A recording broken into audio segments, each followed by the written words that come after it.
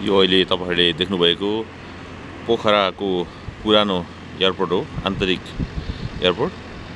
र अहिले यो एयरपोर्ट परेडबिन जस्तै भएर बसेको छ। करिब 4 किलोमिटर दूरीमा अन्तर्राष्ट्रिय एयरपोर्ट बन्नेसँगै यसको चहलपहलदेखि लिएर यहाँबाट आन्तरिक विमानहरू चल्न रोकिएका छन्। त्यसै कारणले गर्दाखेरि यति धेरै क्षेत्रफलमा रहेको यसलाई कुनै नयाँ प्रयोजनको लागि पनि आजका दिनसम्म केही पनि गरेको छैन। न प्रदेश सरकारले, न स्थानीय सरकारले र सङ्घीय सरकारले नै यसमा चासो देखाएको छ।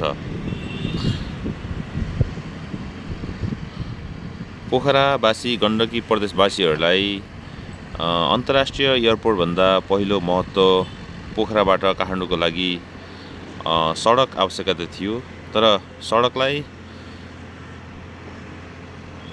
प्राथमिकतामा राख्नको साटो अन्तर्राष्ट्रिय विमानस्थलको लागि पहिलो प्राथमिकतामा राख्दाखेरि एक त भएका संरचना र यति धेरै लगानी भएको राज्यको रकम खर्च भइरहेको छ भने अर्कोतर्फ पोखराबाट काठमाडौँ बन्नुपर्ने सडक पनि समयमा बन्न सकेको छैन।